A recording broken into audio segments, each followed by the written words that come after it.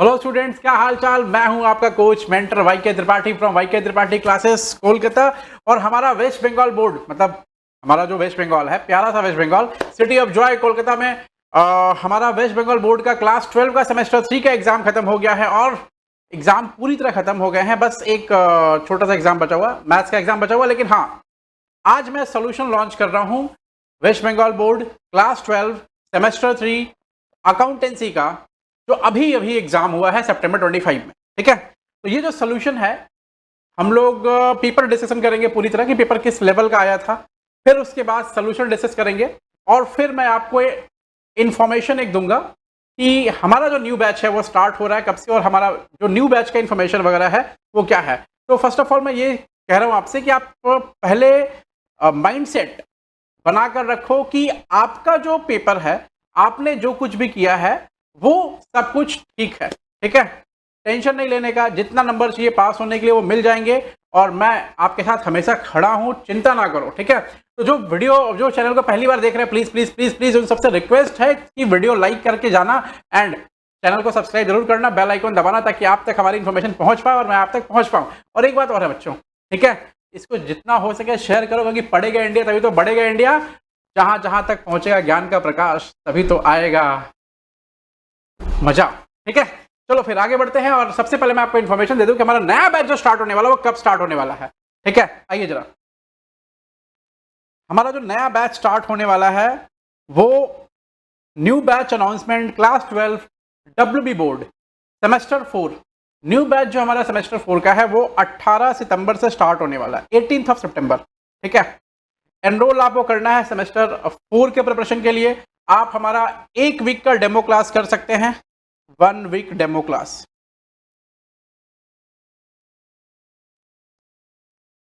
One week के demo class में क्या रहेगा, जो हमारे एग्जिस्टिंग स्टूडेंट है वो तो क्लास स्टार्ट करेंगे ही करेंगे। जो हमारे बच्चे, नए बच्चे जो हमसे जुड़ना चाहते हैं, जो नए बच्चे आप हमारे क्लासेस का पूरी तरह से बेनिफिट लेना चाहते हैं, तो प्लीज आप एक वीक का डेमो क्लास करिए। और उस एक वीक के डेमो क्लास में आपको हमारा जो टीचिंग मेथोडोलॉजी है, हमारा जो स्टूडेंट कनेक्ट है, हमारा जो मेंटरशिप है, वो सब कुछ आपको समझ आएगा और आपको ऐसा फील होगा कि वाईके त्रिपाठी क्लासेस परिवार की तरह काम करता है और ये परिवार आपका बहुत ख्याल रखेगा। ठीक है, तो एक वीक का डेमो क्लास आप जरूर लें, जरूर लें, जरूर लें। ठीक है, एक वीक के डेमो क्लास में आए और हमसे मिलें, बात करें, समझें, क्लासेस करें, चीजों को देखें और आप एक वीक में सभी क्लासेस कर लेंगे। से 2 अकाउंट से क्लास कर सकते हैं आप एक वीक में, 2 इकोनॉमिक्स का क्लास आपका हो जाएगा, एक बिजनेस स्टडीज का क्लास हो जाएगा। तो एक वीक में आपके सारे सब्जेक्ट्स के डेमो हो जाएंगे। ठीक है, देखिए हमारा कंप्लीट सिलेबस कवरेज होता है as per waste Bengal board. हम किसी भी बोर्ड के साथ मिक्स करके नहीं पढ़ाते हैं। वेस्ट बंगाल बोर्ड का अलग से क्लास चलता है और प्रॉपर क्लास चलता है, उसमें उनका जो स्टडी मटेरियल होता है वो एकदम सेपरेट स्टडी मटेरियल होता है। उसके बाद concept clarity and exam focused approach. देखिए ये लिखने की बात नहीं है, हमारे यहाँ कॉन्सेप्ट क्लैरिटी पे हम सबसे ज्यादा फोकस करते हैं और एग्जाम अप्रोच मतलब परीक्षा में जैसे पेपर आएगा ठीक वैसे ही पढ़ाया जाता है। अभी जो बच्चे हमसे सेमेस्टर 3 में पढ़ के गए हैं उनको पता है कि जैसा एग्जाम में आता है भैया ठीक वैसा ही पढ़ाते हैं। ठीक है, regular class test and doubt clearing session. देखो डाउट क्लियरिंग सेशन तो हमेशा ही चलता रहता है, रेगुलर क्लास टेस्ट होते हैं। जैसे 2 टॉपिक खत्म हो गया, एक टॉपिक खत्म हो गया, तो कुछ टेस्ट होते हैं। अभी बहुत सारे टेस्ट हुए थे, लाइक अकाउंट्स के 3 टेस्ट, बिजनेस स्टडीज के 3 टेस्ट, फिर इकोनॉमिक्स से 2 टेस्ट हुए हैं, 3 3 6 2 8 हो गया। उसके पहले भी अकाउंट से 2-3 टेस्ट हुए थे, तो 10-12 टेस्ट ऑलरेडी हो गए 3 महीने के पीरियड के दौरान। ठीक है, तो ये जो बात आपको समझ में आ रही है ये बहुत अच्छी बात है कि हमने टेस्ट बहुत सारे रखे हैं। हमारा अल्टीमेटली 12 से 13 टेस्ट हुआ था, 12+ टेस्ट हमारा हुआ था। And smart notes and revision support, भाई हमारा स्मार्ट नोट्स होता है। स्मार्ट नोट्स कहने का क्या मतलब हो गया कि हम जो नोट्स आपको प्रोवाइड करते हैं वो एग्जाम के हिसाब से, कंटेंट के हिसाब से रहता है। और दूसरी बात है, जो भी हम लोग राइटअप में लिखते हैं हमारे इस स्क्रीन पर, वो सब कुछ आपको जाता है पीडीएफ के फॉर्म में आपके ग्रुप में। तो ये बात बहुत बहुत बहुत ज्यादा अच्छी है आपके लिए और बहुत ज्यादा हेल्पफुल भी है। ठीक है, बैच हमारा स्टार्ट हो रहा है ऑफलाइन मोड में 18 सितंबर को। प्लीज आप ज्वाइन करिए और we are the trusted partner for your board and professional exams.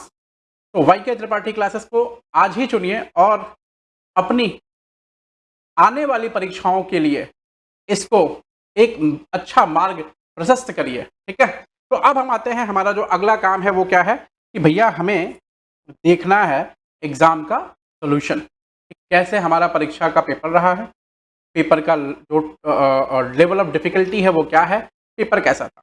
तो सबसे पहले मैं आपको एक बात बता दूँ, पेपर जो था एवरेज से थोड़ा ऊपर था, एवरेज था, ठीक है। पेपर टफ नहीं था, पेपर ईज़ी भी नहीं था, ठीक है। पेपर एवरेज से थोड़ा-सा प्लस था, थोड़ा, एवरेज से थोड़ा प्लस। पेपर एवरेज से थोड़ा प्लस था, मतलब पेपर थोड़ा-सा हल्का हल्का टफ था, ठीक है। अच्छा, अभी पेपर में ये जो जितनी भी चीज़ें हैं एग्ज़ाम के क्वेश्चंस हैं, वो कैसे किस लेवल पे हैं, किससे क्या हुआ है, उस पे बात करते हैं। आइए, पहला क्वेश्चन हम देखते हैं सबसे पहले। Which one of the following does not belong to shareholders fund? इनमें से कौन सी ऐसी चीज़ है जो शेयरहोल्डर्स फंड को बिलॉन्ग नहीं करती? इनमें से कौन सी ऐसी चीज़ है जो शेयरहोल्डर्स फंड को बिलॉन्ग नहीं करती है? तो मैंने आपको स्टार्टिंग में पढ़ा रखा था, हमारे स्टडी मटेरियल के अंदर में बैलेंस शीट का आइटम्स डिटेल में पढ़ाया हुआ था। उसमें एक आइटम है share application money pending allotment. जब अलॉटमेंट हो जाता है तो वो शेयर एप्लीकेशन मनी पार्ट बनता है शेयर होल्डर्स फंड का। जब तक वो अलॉटमेंट नहीं होता है शेयर का, तो शेयर एप्लीकेशन मनी पार्ट नहीं बनता है शेयर होल्डर्स फंड का। तो इसका जो करेक्ट आंसर है वो हमारा ये वाला है, this one, share application money of pending allotment, ठीक है। यहां आप ऐसा लिख सकते हैं कि after allotment share holder fund का पार्ट बनता है, पार्ट बनता है, ठीक है। तो नेक्स्ट क्वेश्चन, दूसरा क्वेश्चन देखें। Net profit after paying interest and income tax is 12 lakh, debenture है 30 लाख रुपए का, एंड प्रोविजन फॉर टैक्सेशन है 2,40,000 का, and this is what net profit after paying interest and income tax. मतलब क्या है? अर्निंग आफ्टर टैक्स है ये, अर्निंग आफ्टर टैक्स, इसको हम लोग पैट भी बोलते हैं, प्रॉफिट आफ्टर टैक्स। आपसे इंटरेस्ट कवरेज रेशियो का पूछा, ये रेशियो का सवाल है, ठीक है। तो कैसे करेंगे आप? पीएटी में प्लस करेंगे, पीएटी है 12 लाख का, उसमें प्लस करेंगे इंटरेस्ट, इंटरेस्ट है 30 लाख इंटू 12%, 3,60,000, फिर प्लस करेंगे आप टैक्स 2,40,000, तो आएगा 3 2 5 1 6 18 लाख, 18 लाख रुपये आ गया। ये 18 लाख रुपए क्या बोलते हैं? इसको हम ईबीआईटी, और आपका फॉर्मूला क्या होता है? EBIT divided by interest equal to 18 lakh रुपए का हमारा ईबीआईटी। नीचे में इंटरेस्ट कितने का दिख रहा है? ये रहा 3.6, आप डिवाइड करो कितना आ रहा है? 18 lakh divide by 3.6, 18 divide by 3.6, 5। तो 5 टाइम्स हमारा आंसर आ रहा है इस वाले का। तो हमारा ये जो आंसर है वो क्या है? 5 टाइम्स। हमारा आंसर जो है वो 5 टाइम्स,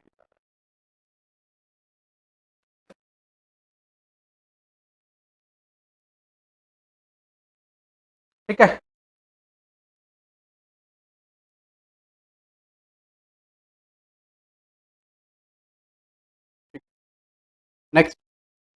नेक्स्ट क्वेश्चन आते हैं। Cost of goods sold is 7,20,000, ये भी रेशियो वाला सवाल है। कॉस्ट ऑफ गुड्स सोल्ड कितना है? 7,20,000। Total sales are 10 lakh, return inward is 40,000 and return outward is 12,000, then gross profit ratio will be, ठीक है। ये थोड़ा सा क्वेश्चन जो है ना, मतलब एम्बिग्यूअस है। एम्बिग्यूअस बोले तो ये क्वेश्चन थोड़ा सा कंफ्यूजिंग है, ये बच्चों को कंफ्यूज कर सकता है ये क्वेश्चन। इसमें क्या है कि सीओजीएस आपको दे रखा है 7,20,000, ठीक है। आपको रिटर्न आउटवर्ड भी दे रखा है, और आपको ना टोटल सेल्स भी दे रखा है 10 लाख, 10 लाख।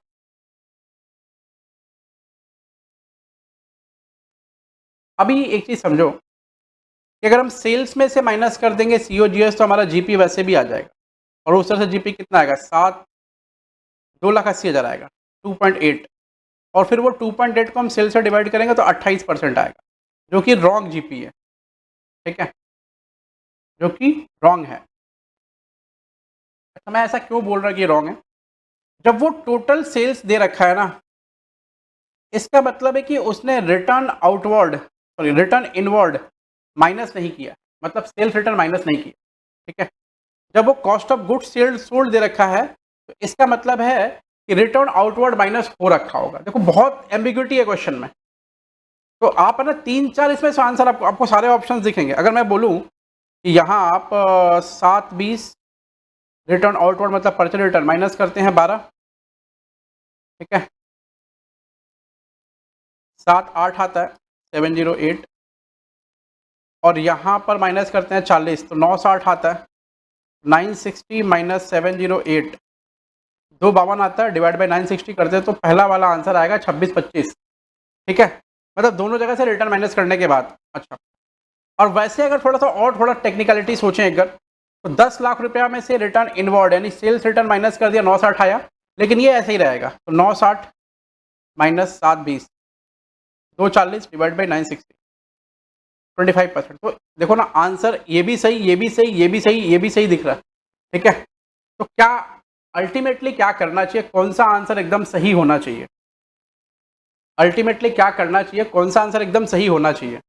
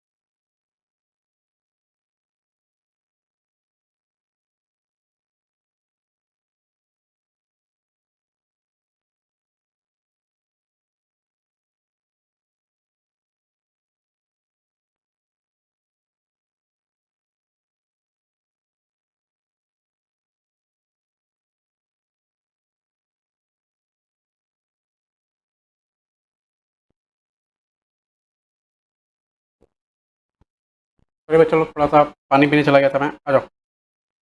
तो करेक्ट आंसर क्या होना चाहिए, इसमें क्या होना चाहिए करेक्ट आंसर? देखो, मेरे को लगता है सवाल में थोड़ा गड़बड़ है।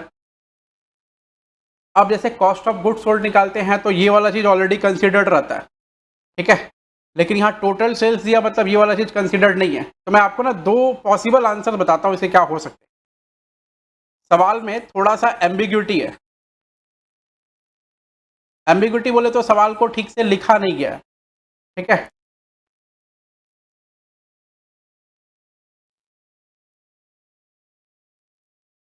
आ, 10 लाख माइनस 40,000 9,60,000 होता है, ठीक है। ये हमारा क्या है, सेल्स है 9,60,000। मैं आपको पूरा नंबर्स में लिख के दिखाता हूँ, ये सेल्स है, ऐसा मानेंगे। और कॉस्ट ऑफ गुड्स सोल्ड को हम 720 ही मानेंगे, सीओजीएस को, क्योंकि सीओजीएस निकालते समय हमेशा नेट परचेज लिया आता है, तो ऑलरेडी वो रिटर्न जो आउटवर्ड है मतलब परचेज रिटर्न है वो माइनस किया गया होगा, ठीक है, ऐसा अपने मान रहे हैं। तो बेसिकली फिर उस केस में आंसर क्या होना चाहिए? उस केस में आंसर होना चाहिए 960 माइनस 720 240 डिवाइड बाई 960 25%, ठीक है। तो उस केस में आंसर होना चाहिए 25%, 240 और फिर 240 डिवाइड बाई 960 इंटू 100, ये आएगा 25%। तो मेरे को एक आंसर जो है इसमें इसमें थोड़ा एम्बिग्युइटी है। एक आंसर मेरे को सही 25% लग रहा है, और हो सकता है कोई एक आंसर जो है वो दोनों से माइनस करोगे तो फिर आपको आएगा 26.5। तो ये आंसर भी ये लोग देख सकते हैं।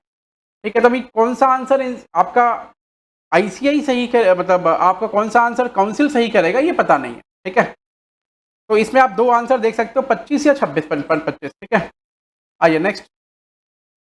It is given that average stock is 75,000 and stock turnover ratio कितना है on the basis of COGS 12। तो एसटीओ का आंसर क्या होता है? STO equal to COGS basis पे बताया वो, डिवाइड बाय एवरेज स्टॉक।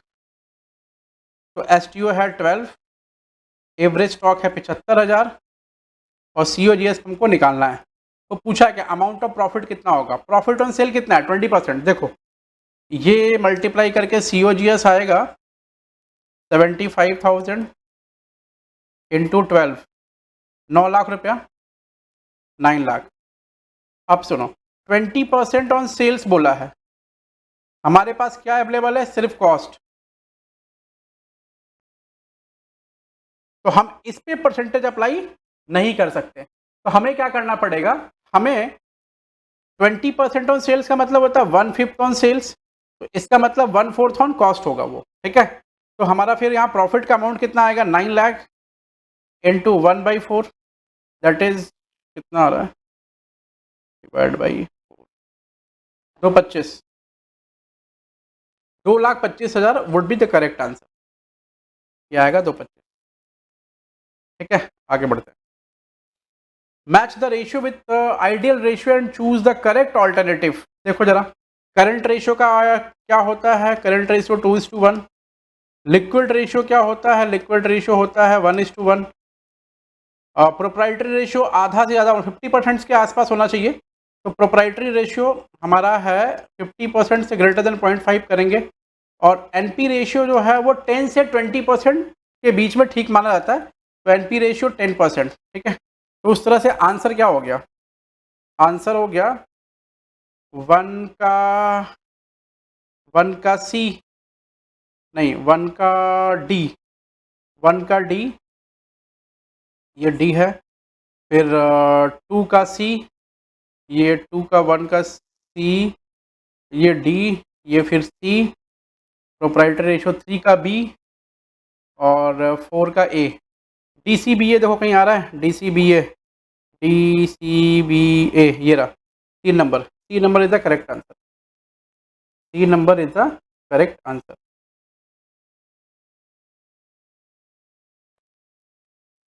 उसके बाद है if the average profit is ₹3 lakh, average profit 3 lakh की है, normal rate of return 12% and amount of capital employed है 22 लाख रुपया।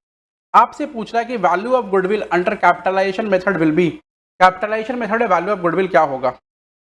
तो कैपिटलाइजेशन मेथड में वैल्यू ऑफ गुडविल निकालने का तरीका AP divide by NRR minus capital employed. AP कितना? 3 लाख, एनआरआर कितना? 12%, कैपिटल एम्प्लॉयड कितना? 22 लाख। कितना आएगा? 3 lakh divide by 12% minus 22, 25, 30, 3 lakh रुपये हमारा गुडविल आ रहा है। 3 लाख गुडविल आ रहा है। फटाफट भाई जल्दी से लाइक ठोको, फटाफट जल्दी से लाइक ठोको जितना हो सके, और दोस्तों के साथ शेयर करो, चैनल को सब्सक्राइब करो भाई फटाफट एकदम। 7 नंबर, फिर पार्टनर का fix capital under fixed capital method is always what? देखो fix capital method, partners capital account कैसे बनता है? फिक्स्ड और फ्लक्चुएटिंग। फ्लक्चुएटिंग में सिर्फ पार्टनर्स कैपिटल अकाउंट बनता है, फिक्स्ड में 2 बनता है, पार्टनर्स कैपिटल अकाउंट और पार्टनर्स करंट अकाउंट। ठीक है, तो पार्टनर्स कैपिटल अकाउंट का बैलेंस ऑलवेज क्रिएट होता है, तो ये ऑलवेज क्रिएट होगा। Next, amount of general reserve of a partnership form is 20,000, बोला 20,000 रुपये का जीआर है हमारा। ठीक है, the profit sharing ratio among the partners P and Q and R is 5:3:2, the share of reserve of Q and R together, Q और R का together ratio कितना होगा? किसके बराबर होगा? इक्वल टू पी होगा कि हाफ ऑफ पी होगा कि ट्वाइस ऑफ पी होगा कि नन ऑफ दीज होगा? ठीक है, देखते हैं। सबसे पहले क्या करो, फटाफट बांट दो, 20,000 को बांट दो 5:3:2 में। तो 10, 2, 5 दूनी 10,000 और 5 दो तो नहीं, 6,000 रुपया, फिर 4,000 रुपया। तो ये 6 और 4 यानी Q और R का मिला के कितना हो रहा है, 10, तो इक्वल टू P है, तो आंसर वुड बी ए। ये एग्जाम वगैरह भी क्वेश्चन मैंने दिया था। Next, if partner is entitled to get a commission of 10% on net profit after charging such commission, then portion of commission before charging profit will be 10 into 1/10, ये वाला होगा।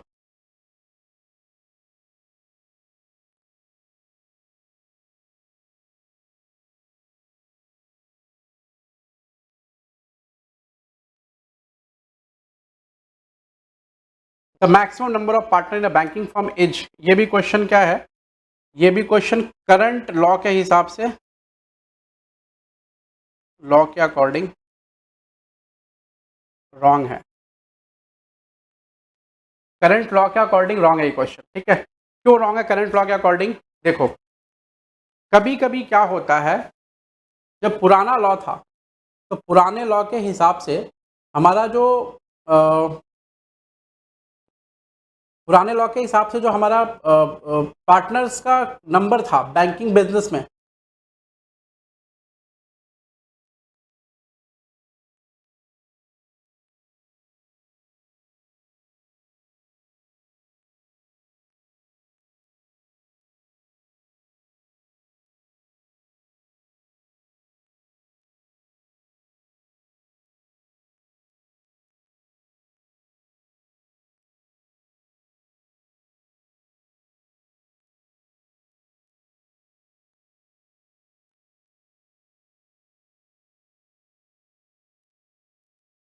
पुराने लॉ के हिसाब से जो हमारा बैंकिंग बिजनेस में, पुराने लॉ के हिसाब से जो हमारा बैंकिंग बिजनेस में पार्टनर का नंबर था वो 20 था, ठीक है। अच्छा, नए लॉ के हिसाब से ना ये सब कुछ है ही नहीं। सेक्शन 464 में लिखा हुआ कंपनीज एक्ट के कि आप कोई मैक्सिमम नंबर नहीं है बैंकिंग बिजनेस वगैरह के लिए। तो अगर हम न्यू लॉ के हिसाब से देखें तो उसका ऑप्शन ही नहीं है, ऑप्शन नॉट अवेलेबल। और ओल्ड लॉ के हिसाब से देखें तो 20 आएगा। भाई बच्चा को न्यू लॉ के हिसाब से ही पढ़ा जाएगा, ये 2014 में चेंज हो गया था, ठीक है। बच्चा को तो न्यू लॉ के हिसाब से ही पढ़ा जाएगा ना, तो 2014 में चेंज हो गया था। अब बताओ आप कि जो चीज़ 2014 में चेंज हो गई है, ठीक है, वो चीज़ कैसे होगा। तो उस हिसाब से अगर आप देखें तो 20 इसमें मार देना, क्योंकि ये गलत क्वेश्चन भी है उस हिसाब से। क्वेश्चन गलत नहीं, क्वेश्चन पुराने लॉ के हिसाब से दे दिया, नए लॉ के हिसाब से क्वेश्चन नहीं है। Nature of joint stock company क्या होगा, ऑर्गेनाइज्ड। उसके बाद capital which can not be refunded at the time of liquidation is, कौन सा कैपिटल लिक्विडेशन के टाइम पे रिफंड नहीं होगा, नहीं which can not be refunded accept at the time of liquidation. अच्छा, कौन सा कैपिटल जो सिर्फ सिर्फ और सिर्फ लिक्विडेशन के टाइम पर ही रिफंड होगा, वो है इक्विटी शेयर कैपिटल। लिक्विडेशन मतलब कंपनी जब डूबेगी। Loss on issue of debenture is fictitious asset, balance sheet के डेबिट साइड में दिखता है। ये क्वेश्चन भी नहीं पूछना चाहिए था, बेकार क्वेश्चन है। अनक्लेम डिविडेंड हमेशा करंट लायबिलिटी होता है। उसके बाद कंपनीज एक्ट के हिसाब से इसमें से चीज कौन सा चीज ट्रेड पेबल्स कहलाएगा। ट्रेड पेबल्स का मतलब होता है क्रेडिटर्स, ट्रेड पेबल्स का मतलब होता है creditors. Which of the following statement are true and false, क्या बोला ये क्वेश्चन, गुड क्वेश्चन, अच्छा है, good question, you are a good question. इस टाइप का क्वेश्चन है ये। Reserve capital is a part of authorise capital, yes, reserve capital is a part of authorise capital. Running condition of a company liabilities and losses can be met through reserve capital, no. Reserve capital is not recorded in the books of account, yes. Reserve capital is created out of capital profit, no. तो दो true है और बाकी सब false है। ये question ना मैंने क्लास में करवाया भी था, कई बार लिखवाया भी था इसके ऊपर में मैंने। तो इसमें से कौन सा ट्रू होगा, एक और तीन ट्रू है, तो एक और तीन, एक और तीन की इधर दिख रहा है, बाकी दोनों फॉल्स है। A limited acquired assets of 50 lakh and two creditors over 5 lakh. 50 lakh का एसेट खरीदा और लाइबिलिटी खरीदा 5 लाख का।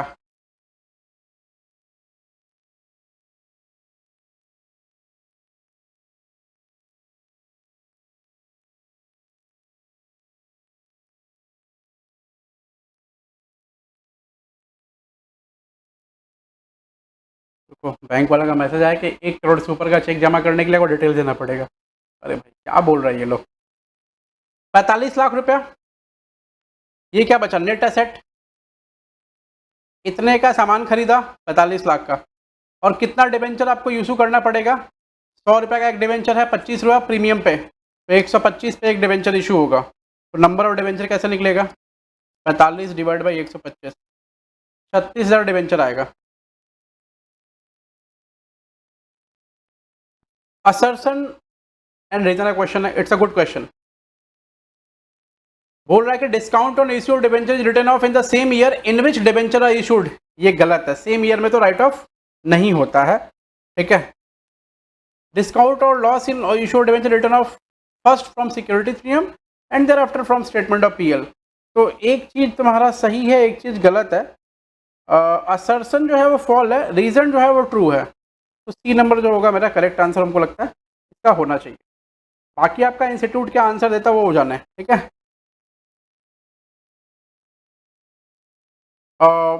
इसमें देख लो मैचिंग का है, net asset greater than purchase consideration. जब जो सामान जो खरीदेंगे उससे ज़्यादा पैसा दे दिए, सामान खरीदे उससे ज़्यादा पैसा दे दिया आप, इसका मतलब गुडविल आ गया। तो नेट एसेट अगर कम है परचेज कंसिडरेशन से, इसका मतलब वो गुडविल है। तो बी का जो होगा वो 3 होगा। उसके बाद ए का जो होगा नेट एसेट यानी सामान ज़्यादा खरीदे पैसा कम दिए, प्रॉफिट कैपिटल रिजर्व, ए का होगा 1, बी का होगा 3। बिलर डिबेंचर जो होता है वो अनरजिस्टर्ड होता है, तो सी का होगा 4 और डी का होगा नेकेड नो चार्ज 2। ये देखो ऑप्शन है क्या, 1 3 4 2, 1 3 4 2, D number.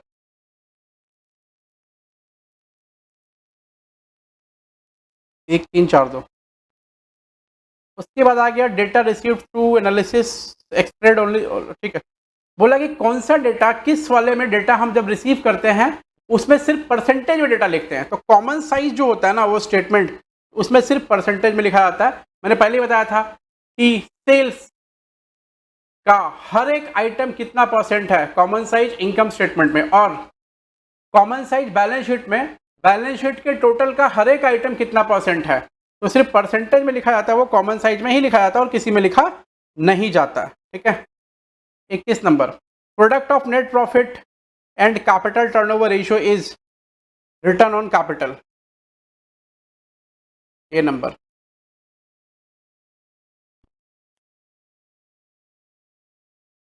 If average stock is rupees 160, gross profit 120, stock turnover ratio 6 times, then value of sales बोला है, ठीक है। सबसे पहले एक काम करो, COGS निकालो।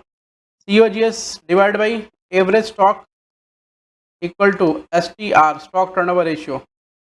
एवरेज स्टॉक कितना 160, इधर आएगा COGS कितना आ रहा है इक्वल टू ये आ गया 6, तो 9,60,000 तुम्हारा क्या आ गया, COGS आ गया। और उस 9,60,000 में जोड़ दो कितना प्रॉफिट, 1,20,000, तो तुम्हारे पास आ जाएगा 10,80,000 रुपये का सेल्स। ये आ गया सेल्स, तो ये हमारा आंसर हो गया सेल्स का, ठीक है। उसके बाद में क्या है 23 number, capital of partners are maintained under fixed capital method in which account the share of profit of partners will be credited. अच्छा, अगर फिक्स कैपिटल मेथड से हम लोग मेंटेन करते हैं तो कैपिटल अकाउंट में तो कुछ नहीं आता, सब जाता है करंट अकाउंट में, तो करंट अकाउंट में क्रेडिट होगा। A draws 1500 at the end of each month, 1500 draw कर रहा है at the end of each month for 12 month. Amount of interest on drawings at the rate 6% per annum, end of the month बोला है, तो 5.5/12। अब ये कितना आएगा देखो भाई, 1500 into 12 into 6% divide by 12 into 5.5, 495। तो 495 हमारा आंसर हो गया, ठीक है। उसके बाद 1 जुलाई 2024 को पार्टनर इंट्रोड्यूस किया फॉर्म में एडिशनल कैपिटल 2 लाख रुपया। In the absence of partnership deed, partnership deed है ही नहीं है, तो पार्टनर को इंटरेस्ट कितना मिलेगा, 0, नो इंटरेस्ट। पार्टनरशिप डीड नहीं है तो नो इंटरेस्ट, पार्टनरशिप डीड ही नहीं है तो इंटरेस्ट मिलेगा ही क्यों। 26 number, share holders have right to receive arrear dividend. Arrear मतलब बाकी का डिविडेंड भी मिलेगा उनको। कौन से शेयर होल्डर को मिलता है? रिडीवेबल को, क्यूमुलेटिव को, non convertible participating, cumulative accumulate हो जाता है। Indicate whether the following statement और reason are true. Joint stock company को रजिस्टर होना चाहिए कंपनीज एक्ट में, yes. Joint stock company registration compulsory है, यस। दोनों ट्रू है। दोनों ट्रू वाला कौन सा है? Both true, C number.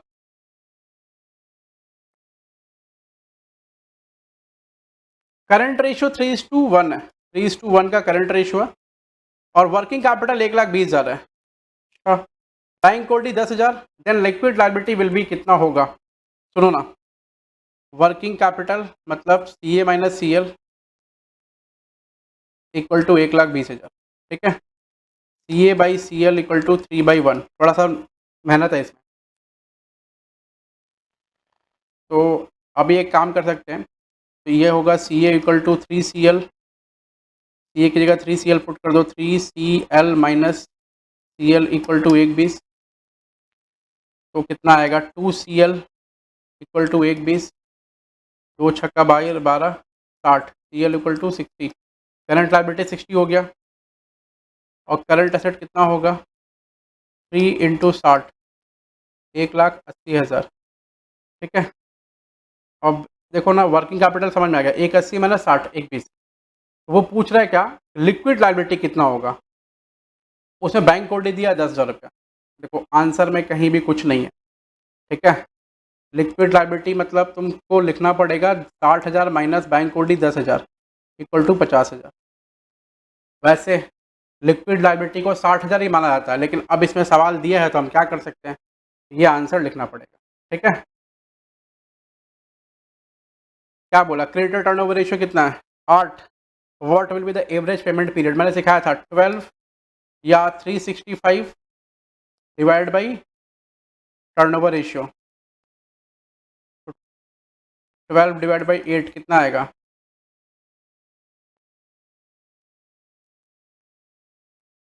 1.5, 1.5 months. If sales is 4 lakh, profit is 25%। Sales 4 lakh है, प्रॉफिट 25% है ऑन सेल्स। तो एवरेज स्टॉक 50,000 है, तो स्टॉक टर्नओवर रेशियो क्या होगा? COGS divide by average stock. Average stock आपको वो दिया है, मतलब दिया हुआ है। एवरेज स्टॉक है 50, COGS कितना हो गया? 3 लाख रुपया। तो 6, 5×6 = 30, 6 बार आ रहा है। 6 times is the correct answer. उसके बाद average profit is 13,500। Normal rate of return 10%। तो AP कितना हो गया? 13,500। नॉर्मल रेट ऑफ रिटर्न दिया 10%। वैल्यू ऑफ गुडविल कितना है? 24,000 रुपया। On the basis of 4 years purchase of super profit, what will the amount of capital employed? अच्छा, capital employed का अमाउंट पूछा भाई प्रताप। Minus NP into 4। अब इसको सॉल्व करो पहले। तो ये 4×6 = 24, 6 इक्वल टू 13,500 माइनस NP, मतलब ये 6 मतलब 6,000, ठीक है। तो 7×6 = 13, NP इक्वल टू आएगा 7,500। अब 7,500 डिवाइडेड बाई कितना परसेंट है ये? 10%, 75,000। बी नंबर आंसर होगा। Indicate whether the following two statement are true और false. Partners capital account are maintain under fixed method और फ्लक्चुएटिंग मेथड, यस दोनों ट्रू है, ये ट्रू है। No current account is maintain under fixed method, ये false है। तो A true है, बी फॉल्स है।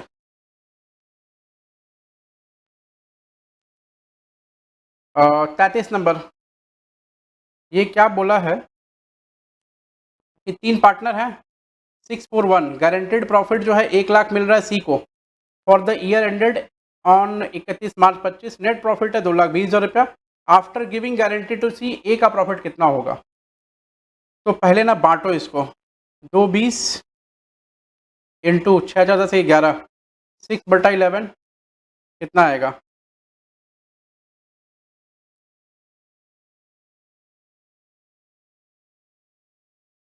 1,20,000। और फिर 2,20,000 डिवाइड बाई 11 इंटू 1, 20,000। ये ए का हो गया, ये सी का हो गया, 20,000 रुपया आ रहा है। ठीक है, तो इसको और कितना कम पड़ रहा है? 80,000 रुपया। और वो 80 कौन देगा? ए। ए यहाँ से 80 माइनस करेगा तो इसको 40 बचेगा। क्या पूछा है वो? आफ्टर गिविंग गारंटेड अमाउंट सी, ए के पास कितना बचेगा? तो 40,000 रुपये। नेक्स्ट 34 नंबर, असर्सन बोला है कि पर्सनल जजमेंट से वो क्या होता है? इन्फ्लुएंस होता है, लेकिन फाइनेंशियल स्टेटमेंट जो है prepared as accounting concept and conventions. तो ये बात सही है, दोनों ही सही है। ठीक है,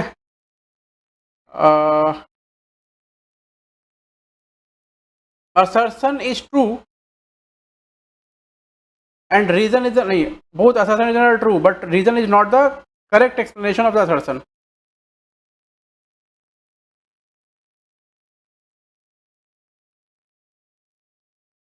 इसमें ये तो ट्रू है भाई, और ये पर्सनल जजमेंट से इफेक्ट होता है, ये तो बात सही है, लेकिन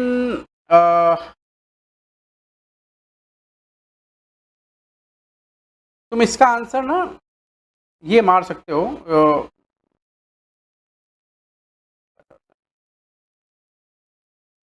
ये वाला मेरे को लगता है ये सही होना चाहिए। ठीक है, total sales of an entity are 6 lakh, cash sales are 40,000 and amount of average debtor है 40, 140।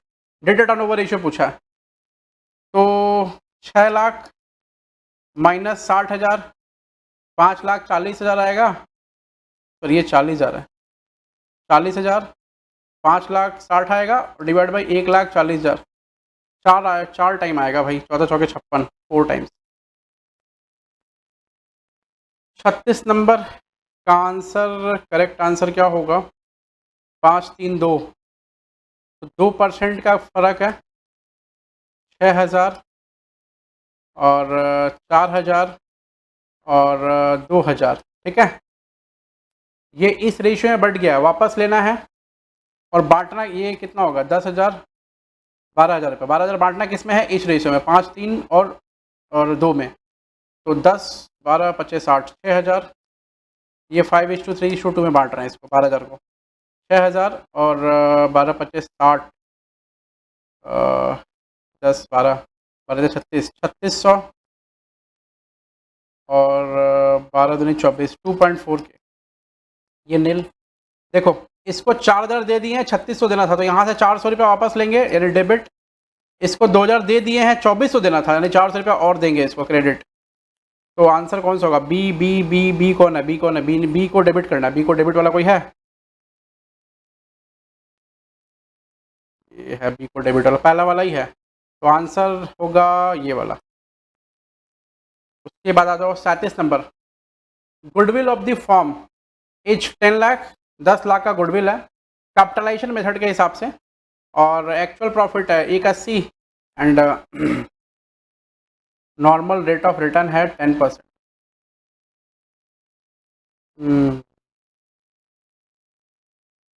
तो 180 divided by 10%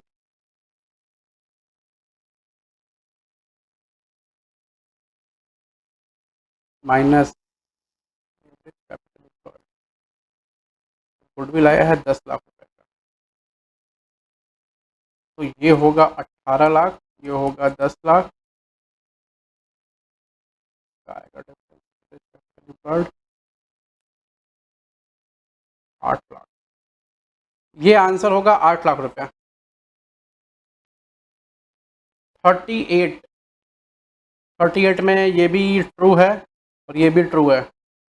assertion is true but reason for true and B number सही है इसका आंसर। एवरेज प्रॉफिट है 30, वैल्यू ऑफ गुडविल बोला है 3 साल के बेसिस पे 60 निकला है, और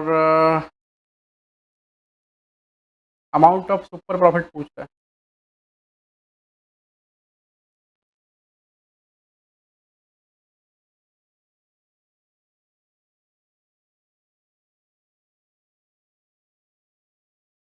NP इंटू 3, तो ये कट गया 3 दूनी 6, ये 20,000 equal to 30 minus NP, NP आएगा आपका 10,000 रुपया, तो 30 माइनस 10 इक्वल टू 20, ये आएगा सुपर प्रॉफिट। 20,000 रुपया सुपर प्रॉफिट आ रहा है। लास्ट क्वेश्चन भाई, ये क्या है? पूछ रहा है कि the partnership deed provided for it, then a partner salary is paid to a partner, ये ट्रू है। Partner salary charge against profit गलत है।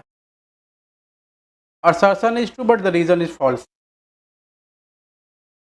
ये 40 के 40 क्वेश्चन हमारे कंप्लीट हो गए। 40 मिनट 57 सेकंड में कंप्लीट किया और 5 मिनट मैंने वो भी लिया, ठीक है। अच्छा देखो, ये जो क्वेश्चन है इसके आंसर तो भाई ऊपर नीचे हो ही सकते हैं इंस्टीट्यूट के आंसर के हिसाब से, लेकिन मेरे हिसाब से बेस्ट आंसर यही है। तो फिर से कह रहा हूँ, जो पूरा का पूरा वीडियो देख चुके हैं प्लीज़ भाई लाइक सब्सक्राइब कर देना, और क्लास में मिलने ज़रूर आओ। हमारा नया बैच जो स्टार्ट हो रहा है उसके हिसाब से आप आओ, देखो समझो, क्लासेस स्टार्ट करो, ठीक है।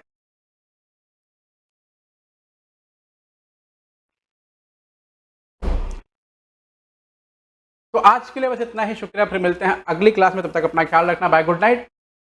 और प्लीज़ ये क्वेश्चन कर लो, आंसर कर लो, देख लो कैसा है, सब मिला लो, मिला के मेरे को कमेंट में बताओ क्या करना है, कितना नंबर, किसका कितना नंबर आया, सब कमेंट में बताना और बोलना this time I will pass this exam.